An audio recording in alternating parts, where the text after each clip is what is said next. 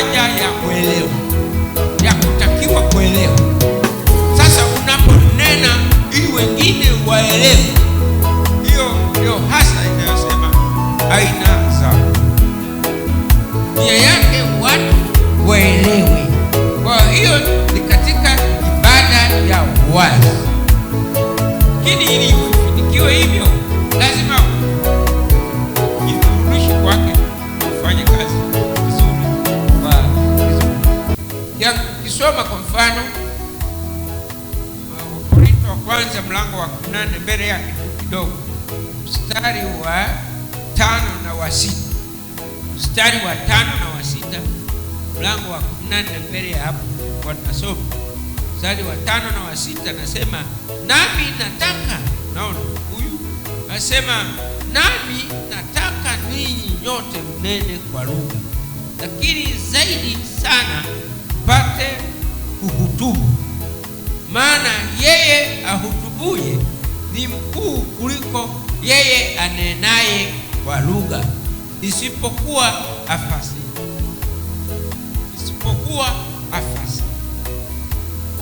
Kwa inakuta kunena kwa lugha katika hali ya kuhutubu.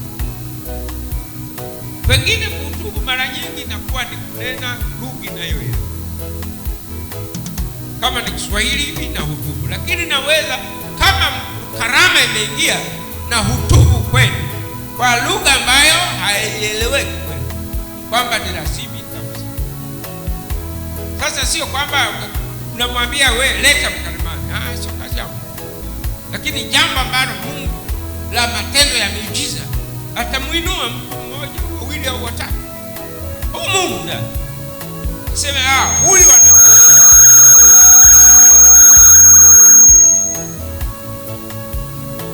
kanisa linatakiwa lifike katika hali. Lakini sasa hivi nakuta hata Kiswahili ya kielewe kabisa. Kwa tunakwenda kazi ngumu sana. Mstari wa 13 mbele yake, mstari wa 13 mpaka 17 asema, kwa sababu hiyo yeye anenaye kwa lugha na aombe apewe ufasiri. Ya kama tanena kwa lugha lile ambalo ni ibada ya wazi, itabidi niombe ifasiriwe. Na huyu aliyenipa kunena kwa lugha kwa jambo ambalo ni la watu wote ili waelewe, yeye kwa Bwana wafasiriwa atainua, sio mimi. Pia naweza akanipa mimi. Yani mambo ambayo kama broka yeye apenda wala hashutishi wala. Kwa hiyo sisi ni wafuatiliaji tu na kunyenyekea, lakini kijua kwamba haya yanapaswa kufanyika hivi. Hiyo ujinga usiwe nao, ni muhimu sana. Kwa mstari wa 8 anasema, maana nikiomba kwa lugha roho yangu huomba, lakini akili zangu hazina maneno. Anasema 15, anasema, imekuwaje basi? Nitaomba kwa roho, tena nitaomba kwa akili pia. Nitaimba kwa roho, tena nitaimba kwa akili pia. Kwa maana wewe ukibariki kwa roho, anasema, yeye aketie katika mahali pa mjinga ataitikaje? Maana bariki kwa roho. Sasa kuna mtu ameketi mahali pa mjinga, sio mjinga lakini ameketi mahali pa mjinga, yani haelewi. Sababu wewe umefanya aketi mahali pa mjinga, lakini ulihitaji uondoe pia ili asiketi mahali pa mjinga, maana aelewe asiwe. Ndio muhimu sana. Maana usione kwamba natumia neno hili mjinga, hata Biblia imeandika hiyo sura. Maana usianze huyo mwenye wapia mjinga. Biblia imeandika. Sema amina. Anasema amina. Atasemaje, aitikaje amina wakati haelewi hata fanyika? Sema baada ya kushukuru kwako akiwa hayajui usemayo, maana huyu hajui usemayo, sasa atafanya sala. Kuna sala nasema maana si kweli, maana ni kweli wewe washukuru vema, bali yule mwingine hawezi kujenga, yani hajengi. Sababu hii inakuwa sio karama. Sababu karama, kazi kubwa ni kujenga.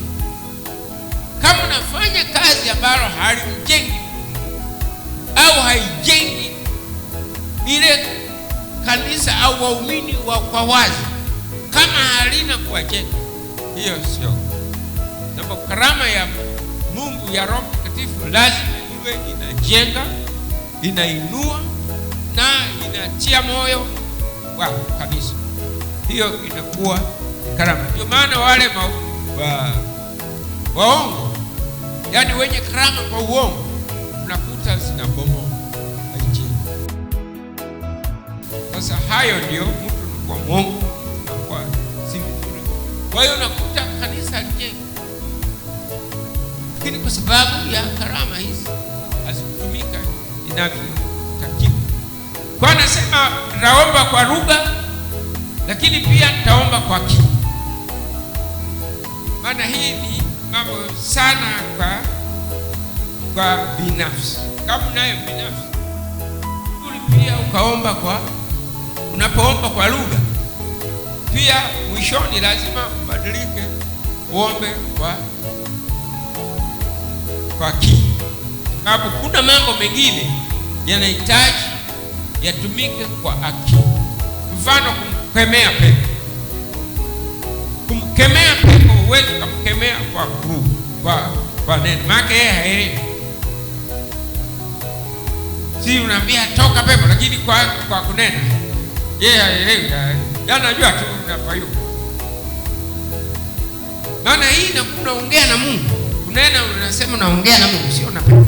Pepo inabidi uongee Kiswahili au Kiingereza au lugha yoyote unaweza kuongea lugha yoyote. Hii katika eneo lako, katika lugha yako wewe. Mimi hapa sisi sana Kiingereza, Kiswahili, hata lugha za makabila maeneo hayo. Unajua lazima linajua. Ili pale maana umeomba pengine kwa kunena kwa muda mrefu. Sasa inabidi umalizie mambo mengine kwa Kiswahili. Kama ni magonjwa uyatamkie, ondoka. Kama ni kitu gani uyatamkie, ondoka. Kama naita damu ya Yesu, hayo inabidi utamkie Kiswahili. Hivyo uyatamkia, wewe damu wewe mwenyewe umetamkaje? Jambo ambalo unamuamuru pepo. Kwa kuna vitu ambavyo akili. Maana inasemekana kwamba Mungu anapoleta Roho Mtakatifu kwa namna hiyo, roho ya Mungu inachanganyikana na roho yako. Roho ya Mungu inachanganyikana na roho yako, inakuwa kitu. Kwa nafsi yako inafanya kazi ile kimuujiza. Yasa hilo bora. Babu unakuwa katika hali bora sana. La pili anasema kunena kwa lugha kunatumiwa na waumini kusema na Mungu katika maombi yao binafsi. Kwa hiyo kuna maombi yao binafsi. Lile la kwanza ilikuwa ni unaponena katika kadamnasi, unataka ielewe kama hiyo. Pale ndipo unatumia na Mungu atakuweka. Hata ukinena kwa lugha, maana tafsiri lazima ipatikane. Lakini kunena kwa lugha kunatumiwa na waumini kusema na Mungu katika maombi yao binafsi, hivyo kuyajenga maisha yao. Kwa hiyo inaweza asiwe hata na tafsiri, lakini maisha yake yatajengeka. Maisha yake yatajengeka. Kwa hiyo inakuta Matendo ya Mitume, hii sehemu ya 3 nasema Matendo ya Mitume 2 mstari wa 4, au tunaweza soma wa kwanza mpaka wa 4 ili uelewe kidogo. Matendo ya Mitume 2 mstari tuseme wa kwanza mpaka wa 4, ili nitajika wa 4. Kwa anasema mstari wa kwanza anasema, hata ilipotimia siku ya Pentekoste walikuwako wote mahali pamoja. Ukaja ghafla toka mbinguni uvumi kama uvumi wa upepo wa nguvu ukienda kasi, ukaijaza nyumba yote waliokuwa wameketi. 3, anasema ukawatokea ndimi zilizogawanyikana, yani zilizogawanyikana kama ndimi za moto uliowakalia kila mmoja wao. 4, ambao ndio nilikuwa nahitaji. Anasema wote wakajazwa Roho Mtakatifu, wakaanza kusema kwa lugha nyingine kama Roho alivyo wajalia kutamka. Sasa kila mmoja alijazwa. Hii ni hapo ndipo inakuwa shida. Ndio maana wengine sasa wanaenda kwenye haramu. Hii hapa kila mtu lazima aje. Lakini katika Wakorintho wa kwanza anasema wengine wanapata hiki, wengine wanapata hiki, wengine sio wote. Sasa hii tafsiri ziko ngumu. Unasema mbona mimi mnasema hivi? Mbona Biblia imesema hivi? Sema soma maana. Au haelewi tafsiri.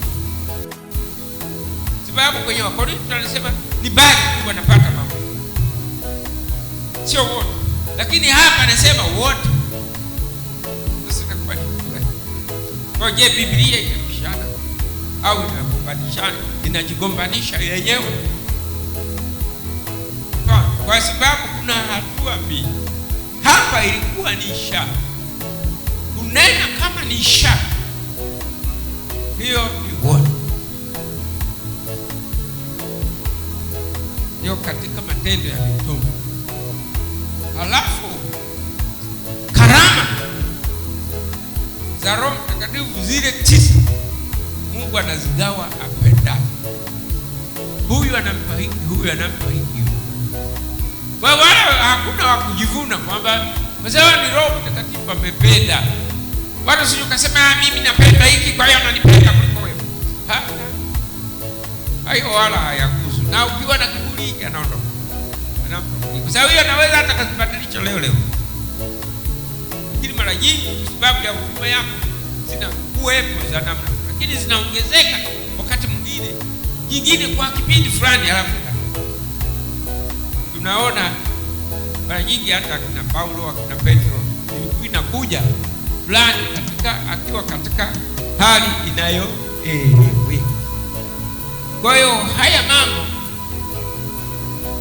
sasa, hii anasema kusema lugha kwa lugha nyingine ni muujiza pia. Anasema huu uliounganika, yani huo ulionekana na uliunganikana na Pentekoste. Yani hali ya ilikuwa ni kujazwa kwa Roho. Kwa kujazwa kwa Roho Mtakatifu ni wote. Lakini ishara, yani ile namna, ile picha yake mnavyoonekana zinafanana. Lakini ile ya ishara kwa ajili ya ujazo wa Roho Mtakatifu, hiyo ni wote. Na sasa kwamba kwa nini hii sio wote? Nayo hii ni wote. Lakini kuna tofautiana, maana kuna maarifa, kuna hekima, kuna imani. Sasa huko ndio mnagawanyikana. Lakini ile ishara inakuwa kwa wote, lakini kwa karama inakuwa Mungu anagawa kwa wote. Kwa kuna eneo la kuwa karama na kuna eneo la ishara. Lakini ni vile vile kwamba unafanya nini au lina kusudi lake ni lipi. Kama ni ujumbe, hiyo pengine ni karama ili kuliinua lile. Maana hata ishara isitainuka. Ndio maana akina Petro waliinuliwa kwa kazi ile ambayo Mungu alikuwa amewaambia. Kwa hiyo nakuta kwamba Yohana, some Yohana 14 mstari wa 17. Yohana 14 14 mstari wa 17. Biblia inasema hivi: ndiye Roho wa kweli, ambaye ulimwengu hauwezi kupokea kwa kuwa haumuoni wala haumtambui. Sema wala haumtambui. Kwa Roho wa kweli huyu anakaa ndani yenu. Hapo nasema maana anakaa kwenu, naye atakuwa ndani yenu. Kwa hiyo huyu ni Roho wa Mungu, kwa sababu anakaa ndani yenu. Ndio maana Roho wa Mungu anachanganyikana na roho yako katika mwili wako. Kwa hiyo utanena, lakini kama namna hajachanganyikana, basi ndio ile inakuwa ugumu wa kunena. Sasa hii ni kazi kujifunza, kazi ya kufanya kwa karibu sana, ni kuelewa kwa Mungu amekusudia ujane, ili Roho wa Mungu akae ndani na utanena. Roho yako kuchanganyikane, yaani asione shida kuchanganyikana na wewe. Kwa maana ndio maana nasema ujitakase. Ndio maana tunasema toba, kutubu ni lazima, utakaso ni lazima, kusafishwa upya. Ndio maana tulianza mbali, tulianza hata ile wanaita deliverance, yaani ukombozi. Unajua ukombozi hamna kweli, si kwamba hamna haja, lakini hamna haja, lakini haja hiyo kweli. Ukombozi mliokoka, siku ile unaokoka haina haja, maana umeshaokoka ndio umeshakombolewa. Lakini tunavyoishi, kuna vitu vinaanza, shetani anaanza kukukumbusha mambo fulani, nafasi yako inarudi. Sasa pale hiyo nafasi, ndio maana katika hali ya wokovu, jambo la kwanza ni naweza kuhesabiwa haki bure. Yaani huo ndio wokovu, yaani unatengwa kwa ajili ya Mungu. Halafu nasubiri siku ile ya Kristo kuja mara. Kwa hapa katikati, wakati uko safarini, toka siku ile umeokoka mpaka Kristo atakapokuja mara ya pili, pale ndio unahitaji utakaso, kubadilisha, yaani kutengenezwa, kufanywa upya, yaani kwa hatua, wala sio kwa haraka. Lakini ikiwa haraka mzuri, lakini kama bado kwa kupitia kujifunza. Ndio maana wale wenye kutaka kujifunza, hao ndio inakuwa rahisi kutakasa. Lakini wala haukujifunza, huwezi kutakasa. Kwa utakuwa ni kama siku ile ya kwanza, utaonekana tu wa mwili, umeokoka lakini wa mwili. Mungu hawezi kutumia kwa sababu haujakubali shukrani. Kwa hayo ndio yanayowasibu wa Kristo kwa sehemu iliyo kubwa. Kwa hiyo ndani ya kunena kwa lugha, kunaweza kuwa katika lugha zinazozungumzwa wakati huu wale. Ndio maana siku ile ya Pentekoste, zile lugha zilizokuwa zinazungumzwa. Maana makanisa mengine nasema nyinyi wa Pentekoste, mbona sisi hatuelewi? Wale walielewa. Kuna level zake. Siku ile kwa sababu ya umuhimu ilibidi waelewe. Mungu aliamua hivyo waelewe, kwa sababu kunena kwa lugha inaweza kuwa unanena lugha ambayo hujawahi kujifunza, wala haujui kwamba ni lugha gani, lakini unaongea. Wanaohusika watasema tumekusikia. Kwa jina fulani walikuja pale Mbeya, ile kanisa la TAG pale Mbeya, wakati wanajenga ile reli ya Uhuru kwenda Zambia. Walikuwa wanatembea tu makanisa, wakawa wanatembea tu mjini. Sasa walipofika pale Jerusalem, ile pale Mbeya soko Matora, wakasikia watu wananena, wakaanza hawa jina kumbe sisi wakati huo ni wa Mao Zedong. Kule kwao wamekataza kabisa Ukristo. Na kama wamesikia ukiingia Ukristo wanakufyeka sasa hivi. Hata leo shida kwa siri tu, lakini wanaongezeka kama ni. Sasa wa China wanapita wakasikia China safi ndani. Sasa wakashamba kuna wa China wenzetu fulani wametudai, kumbe wanaingia kwenye kanisa. Wakatamani kuingia hapa. Walipoingia wakaangalia wakakuta Mchina mmoja bali ni weusi. Wanaomba wakajibanza hapo. Kuja kumaliza ile wakashangaa kuna Wachina mle ndani. Wakawakaribisha, mnatoka wapi? Akasema sisi tunashangaa, tulifikiri kuna Wachina maana mnaongea Kichina. Lugha gani? Tulisemaje? Wakawa wanaeleza. Maana sisi tulikuwa na shangaa mbona wenzetu kule China wametukataza, kumbe wapo Wachina humu wanaoongea Kichina. Kumbe sio. Kumbe wanataka wawape ufahamu ile Injili. Ndio hii inakuwa ni karama. Kwa hiyo walikuwa wananena wakifikiri naomba, lakini walikuwa wanatumia karama kwa lugha ambayo hawajawahi kujifunza na wala hawajui. Na wala haifahamu, lakini kuna watu wanaelewa. Hizo zinakuwa ni karama. Ndio maana inahitaji kujipitisha sana. Inahitaji gharama. Maana Yesu alibeba msalaba. Kama wa Katoliki wanasema vituo 7 sijui ngapi. Hiyo mimi sina haja.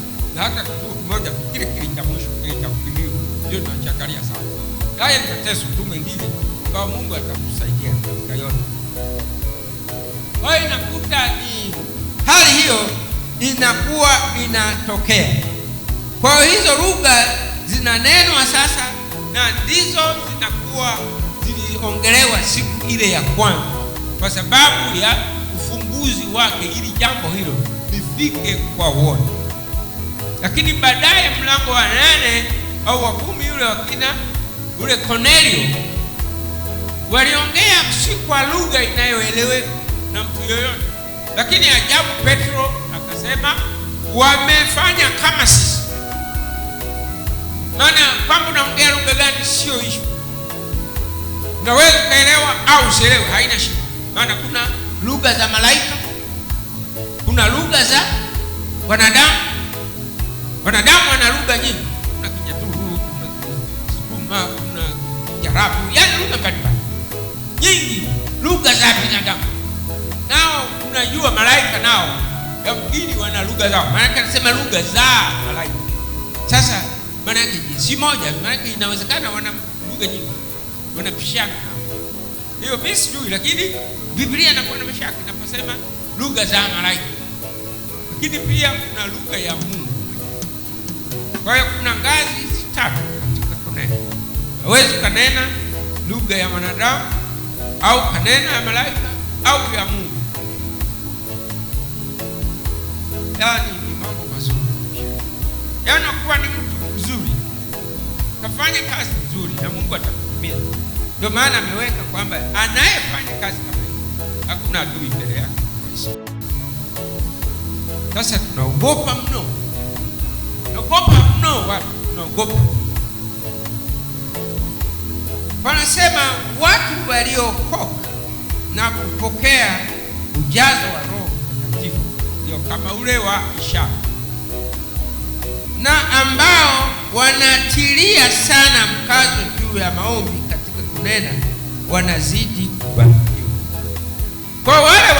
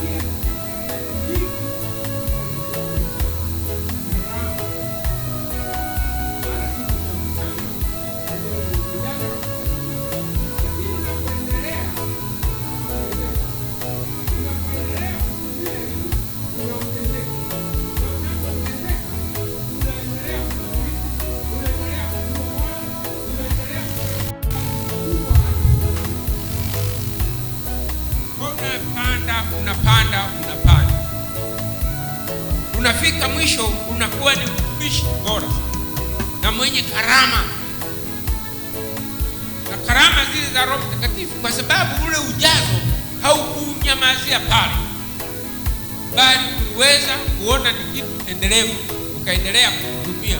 Kwa hiyo hata karama sasa endelevu yake ni zile karama zinazozidi katika hali ya karama, si kutambulisha tu watu kwamba nguvu za Mungu zimekupata. Sasa hizi nguvu za Mungu inabidi zionekane ndio kupitia zile karama. Ndio maana wengine amewapa hiki, wengine amewapa hiki, wengine amewapa hiki, wengine hiki, lakini wote ameanzisha. Kwa hiyo wote ameanzisha kazi. Kwa hiyo ni wewe tu na namu. Kwa hiyo nipite kufunga tu kwa sababu tumeenda. Kwa anasema tena, hawa wanatakiwa pia kutilia manani tunda la Roho. Kwa hiyo unapoanza kwamba umejazwa Roho Mtakatifu kwa ishara, kwa injili, ishara, unapoanza kuwa endelevu, kwa ile hali ya utakaso inakufanya upya. Maana anasema nafsi zetu zinafanywa upya, akili zetu zinafanywa upya. Maana unaingia katika matengenezo, unakubali kutengeneza, sio vile vile kwamba mimi niko hivi hivi, hata mjomba wako ananijua niko hivi. Nakujua hivi, si anajua una ngomvi barabarani. Sasa hayo mjomba anapaswa ashangae kwamba huyu. Sasa wewe unasema mimi najulikana hivi, kijiji chote wananijua hivi. Hiyo ona hapo, yani elewa matengenezo yako mbali. Lakini watu washangae kwa sababu kweli sasa wokovu huyu wokovu. Mimi mtu aliniambia akasema, bwana tena Wakristo wenzangu kwenye kanisa nililokuwa, akasema, bwana huyu mzee jambo muone sasa hivi nimeamini wokovu huko. Maana tunafahamu kweli Kristo tena mzee wa kanisa zuri kabisa. Na mmoja alikuwa kanisa la Roho anatulijia, anasema mimi nasali kanisa lile zuri kweli. Halafu kesho yake wakamfukuza kazi kwa sababu ameiba kazi. Yule anayesali kwenye kanisa zuri anasema, mimi nasali kwenye kanisa langu ambalo nimeacha zuri, sio la Roho lakini zuri kama lile la Roho, ambayo hata ile msalaba wake walivyojenga hata bomu walipo. Wakati na kwangu tuko darasani, nimetoka kwenye kochi nimeenda kukaa darasani, mpaka hata misumari nilikuwa nanunua sana suruali mzuri. Maana kidogo nikikaa vibaya tu nimeingia kwenye misumari, unaponyanyuka sasa lile lizidi na wengine wamekata. Sasa haiwezi kunyanyua hiyo. Kwa hiyo unangoa suruali. Hapo wenzako waliokuwa nao wanasema sisi tunasali kwenye kanisa, sio kama nyinyi. Lakini wale wenzako sasa najua wewe kweli wokovu upo. Mimi nilifikiri wokovu haupo. Akasema sasa mimi sijatenda dhambi yoyote. Basi ni Mkristo, mniite tu. Msiniite nimeokoka. Maana siwezi kufikia hapo. Niite basi mkomavu. Mkristo aliyekomaa. Sasa aliyekomaa kufanya mabaya, kutokumwamini Yesu. Umekomaa kwa kutokumwamini Yesu. Wamejitaja hivi. Kwa hiyo kama ni kitu cha ajabu. Kwa katika mabadiliko ya ile tunda la Roho, anasema matunda ya kazi. Yaani mna mwembe mzuri kwamba matunda yake tunayaona kwa kweli, hii yembe tamu. Hata hivyo watu waone mabadiliko. Dhambi iwe kwako basi, ili tunda la Roho liwe kama lilivyoanishwa katika Wagalatia 5 mstari wa 22 na 23. Hii Galatia 5 ni vizuri tu kusoma kwa ajili ya wote. Galatia 5 mstari wa 22 na 23. Ndio anasema lakini tunda la Roho ni upendo. Mungu ni upendo. Hili linaunganisha na ile kazi ambayo Mungu mwenyewe alikuja. Anasema kwa jinsi hii Mungu aliupenda ulimwengu, kwa sababu yeye ni upendo. Anasema aliupenda ulimwengu na akamtuma. Sasa Yesu alipotuma akaleta mafundisho, ndio yale ya Mwanzo 6 ambayo kuna kutubu, kuna kuamini. Kwa hiyo nakuta yale mpangilio wa injili inakuwa sahihi mpaka unajaza.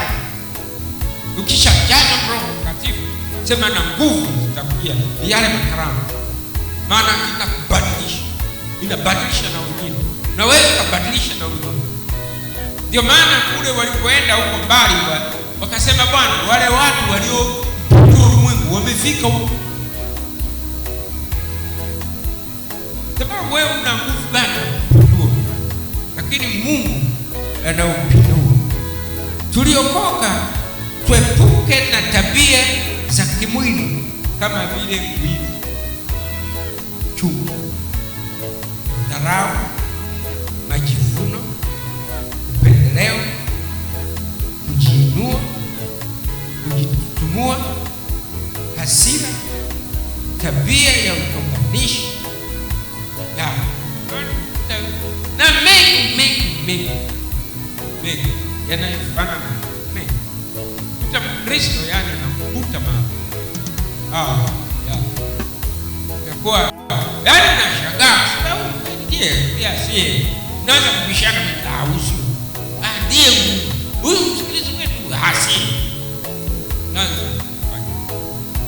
Sasa hiyo haikuzi Mungu. Faida za kuomba kwa lugha yako mengi sana. Faida za kuomba kwa lugha inakuwa tunaishia hapo, lakini kuna faida.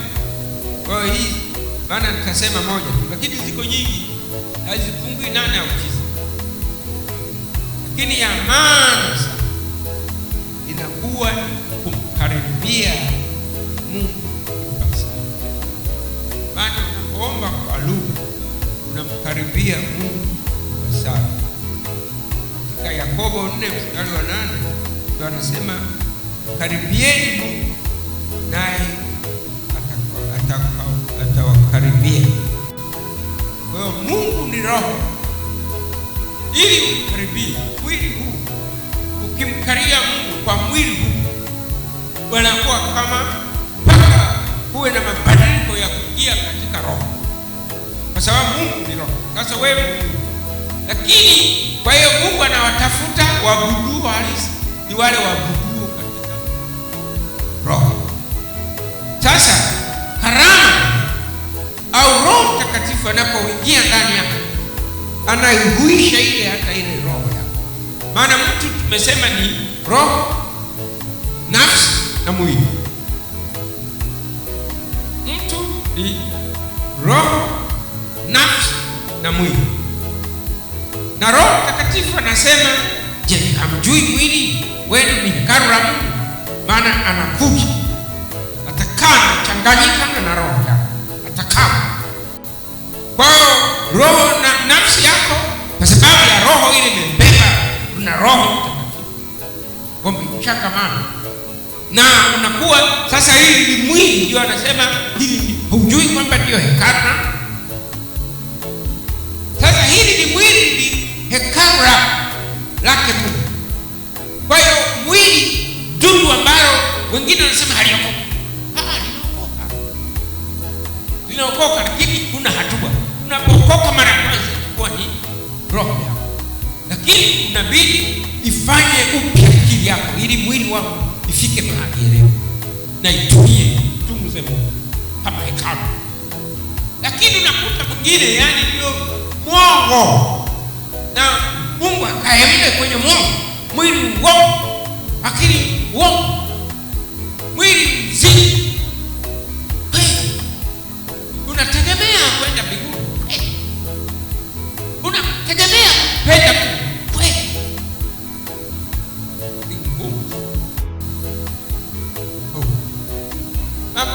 hata kuwaza ni magumu. Watu wanawaza fikra ya mzizi, wizi, yakuwa hata mwendo kasi. Sasa mwendo kasi ndio inawashipita, maana huyu kule mpaka kuna mashine. Sasa ile ukisukuma tu bila kuweka hela pa haitembei, na yule anakuangalia sasa, bado utavuja mashine. Weka ili wanadhibitisha lazima tu, lakini yale mamuda madalala zamani, ukifika mwisho kuteremka sema bibi, Mungu amenisaidia sikulipa. Nakusaidia umeiba, alafu nasema kukusaidia. Hii inakuwa tatizo. Mimi niliwahi kuona kwamba sikulipa mabasi, nilipofika kama hatua 5 sijalipa, nikachukua hela yangu nikasema sorry bwana, ni haraka nanyi mnachelewa kwa hela yenu. Nikampa nikaendelea, kwa sababu siwezi kupata amani kwa sababu nilikuwa nimechukua hela. Niko hivyo, sio kwamba sina hela huko, hamna, hata kunicheki hamna, sina hela. Lakini hivyo ndivyo maisha yanakwenda. Inavaa vitu nzuri ili watoto wanakununulia, wakati mwingine navaa watoto wanakununulia. Bado nyinyi mmejinunulia, watoto wamejinunulia. Hii ni watoto. Sema kazee haka kama unakeje. Sawa, kama lakini sio hiyo. Nataka kawemo kwenye Roho Mtakatifu. Hiyo ndio ifanana. Bwana asifiwe. Tuishie hapo sasa. Hili ni kitu muhimu sana. Ndio maana Mungu Roho. Yohana 4:4. Kwa hiyo sisi tulio katika Roho, tusome mstari wa mwisho kabisa ambao sihitaji kufafanua, bali wenyewe kwa kusoma itakuwa mstari wa 2 wa Korintho wa kwanza mlango wa 14 mstari wa 2 na wa 14. Mstari wa 2 anasema, maana yeye anenaye kwa lugha hasemi na watu, bali husema na Mungu, maana hakuna asikiaye, lakini anena mambo ya siri katika roho yake. Mstari wa 18 ndio ile anasema, maana nikiomba kwa lugha roho yangu huomba. Nikiomba kwa lugha roho yangu huomba, lakini akili zangu hazina matunda. Sasa ili ziwe matunda, basi ni vizuri kupata tafsiri, hasa inapokuwa ibada ya pamoja.